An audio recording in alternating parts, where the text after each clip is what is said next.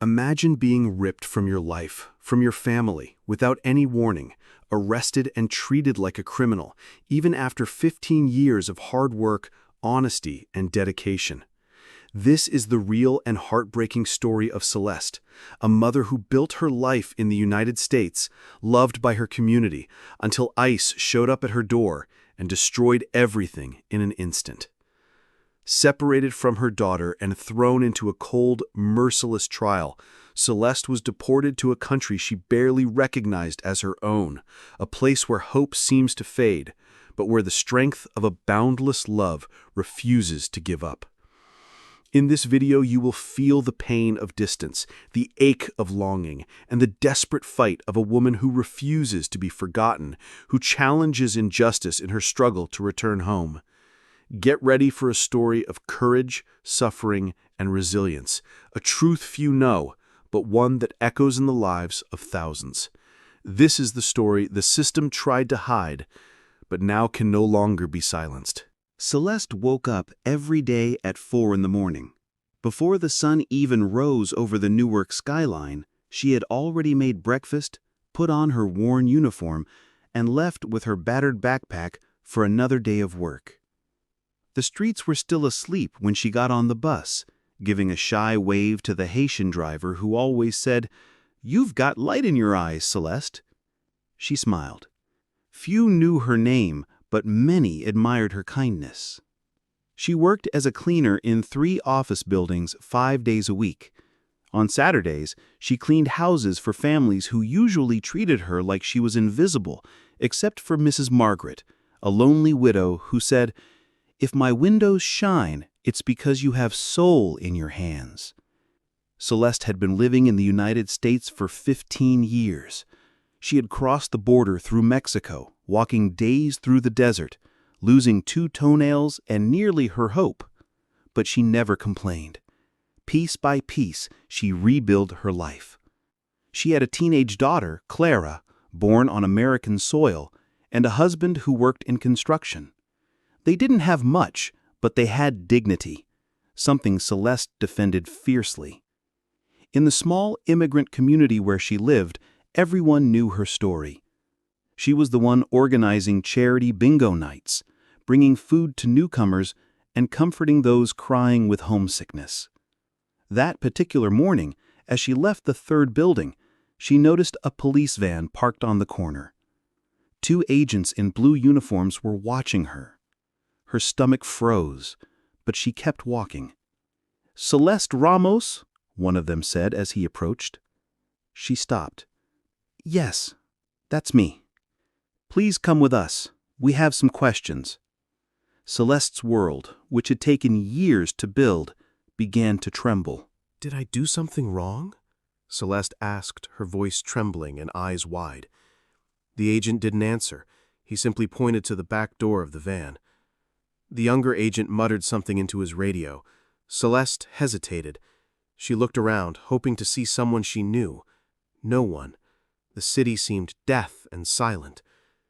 "Can I call my husband? My daughter?" she pleaded.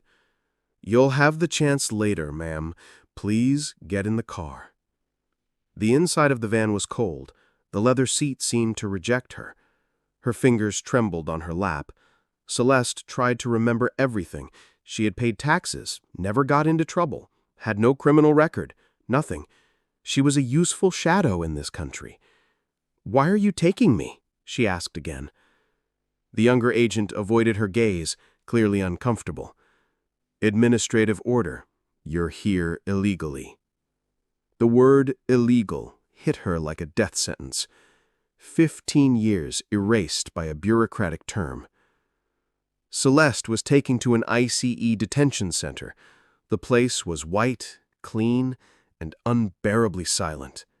The walls didn't respond. "Take off your belt, shoes too." "But why?" "Protocol." She was placed in a cold cell with other women. Some wept, others just stared at the floor. A silence of despair hung there, as if no one wanted to admit this was real. Hours later, sitting on the floor hugging her knees, Celeste thought of her daughter. How Clara would be leaving school and wouldn't find her mother waiting at the bus stop.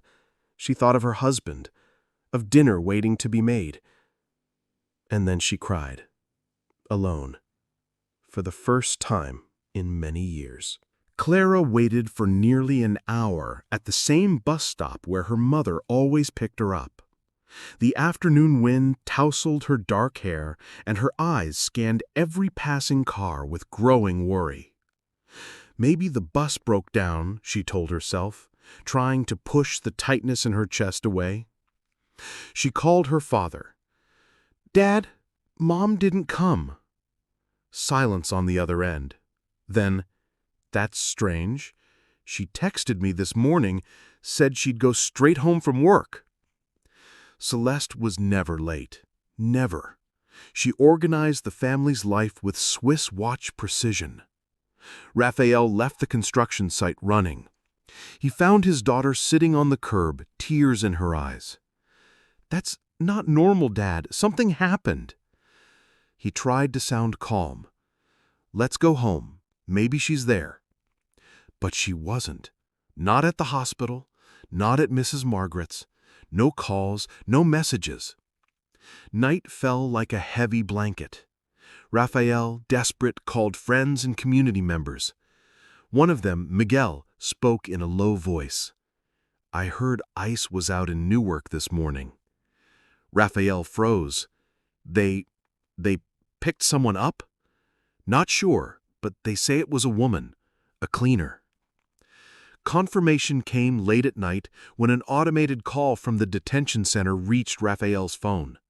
It was Celeste's voice, recorded in a system that barely pronounced her name correctly. "Raphael, I'm okay. They took me. There will be a hearing. Don't let Clara know everything now, please. I love you." Raphael pressed the phone against his chest. Clara, sitting beside him, looked up with pleading eyes. "Dad, where's Mom?" He couldn't answer.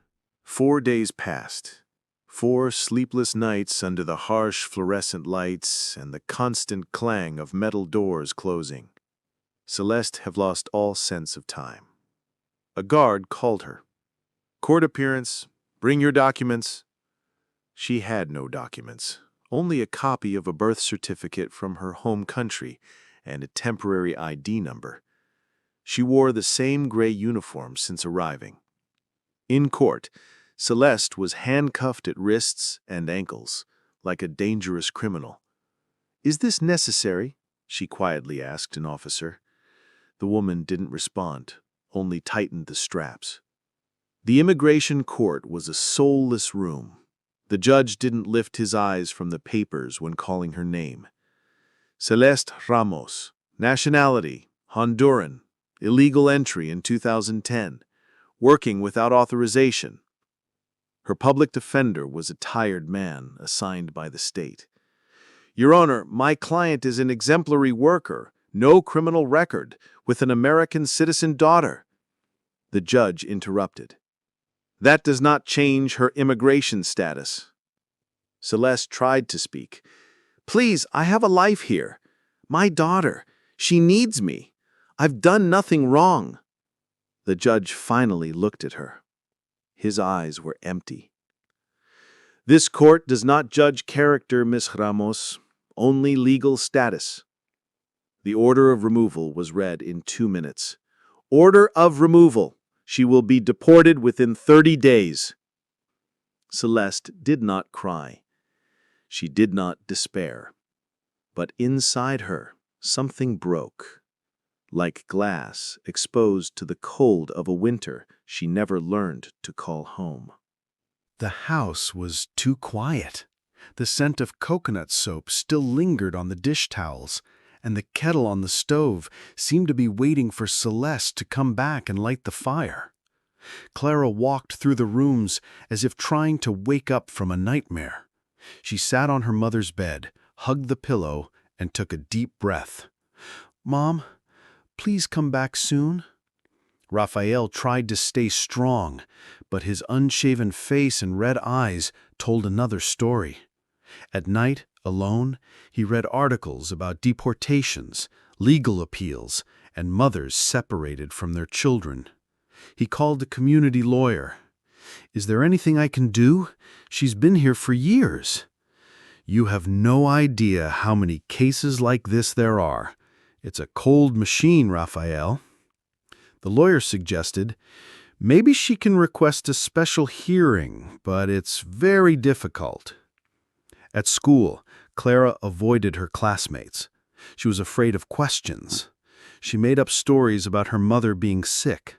Mrs. Margaret called every day. "Tell Celeste my house is mourning, and that I kept the flowers she brought me last Friday." At church, the pastor organized a silent vigil for Celeste and for all the invisible angels living among us. In the detention center, Celeste received an envelope filled with letters from the community, children's scribbles, neighbors' notes, prayers. She held them close to her chest. In the cell, a Mexican inmate whispered, "You're lucky. Someone out there remembers you." Celeste smiled weakly. "But that doesn't stop the plane from taking off." "No," said the woman, "but it keeps your name from dying." 32 days after her detention, Celeste was taken to the airport in silence.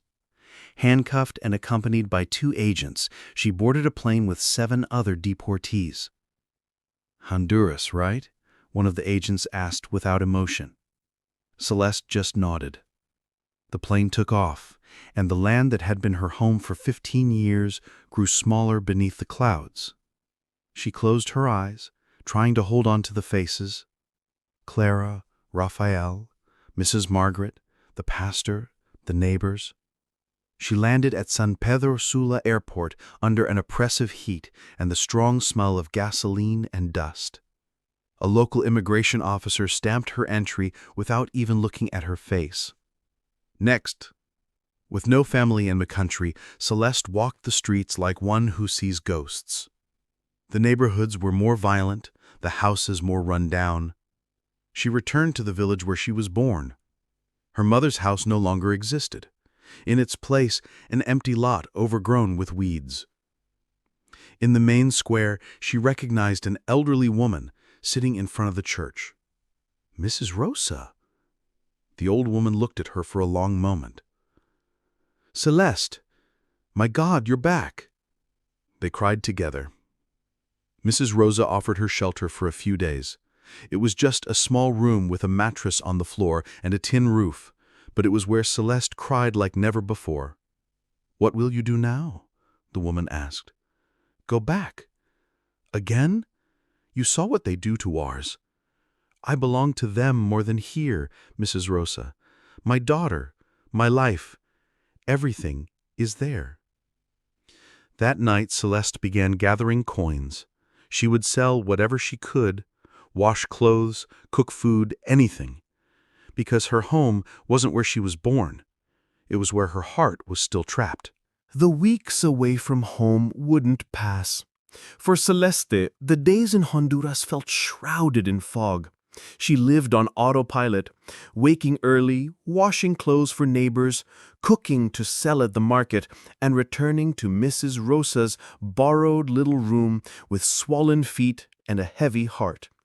But it hurt most at night, when the world went silent and only longing remained.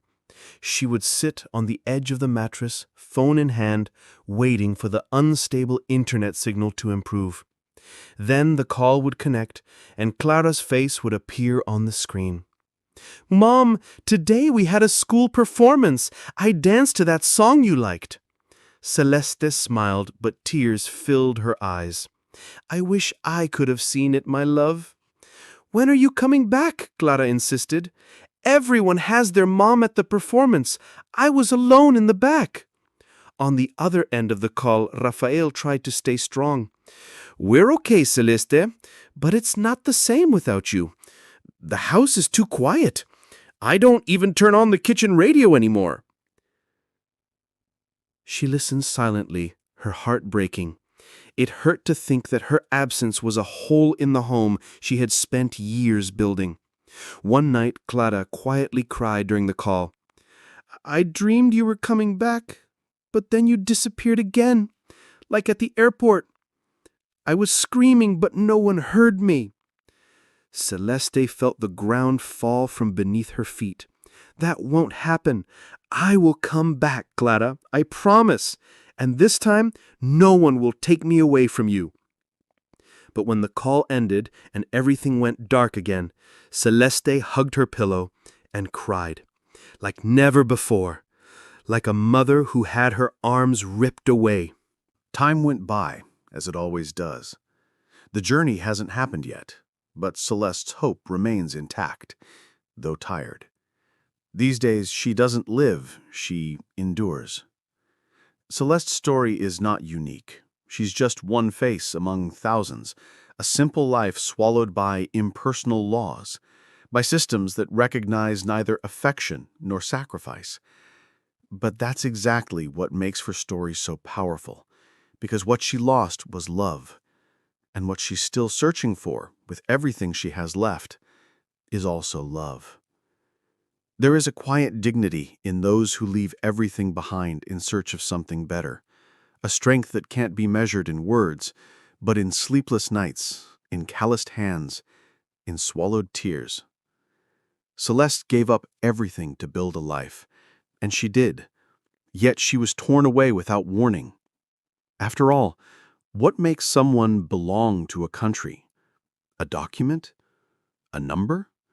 Or the sweat she poured out for years, cleaning, serving, caring for a place that never truly claimed her as its own? Today, Clara writes letters to her mother every day. Some with drawings, others with words no child should have to learn so young, like loneliness and fear. Raphael, quieter than before, keeps Celeste's room untouched, the bedsheet neatly spread, the radio left off. Celeste keeps going. Through sunny days and others filled with despair, she walks, because mothers don't give up, because those who love wait, fight, and keep going.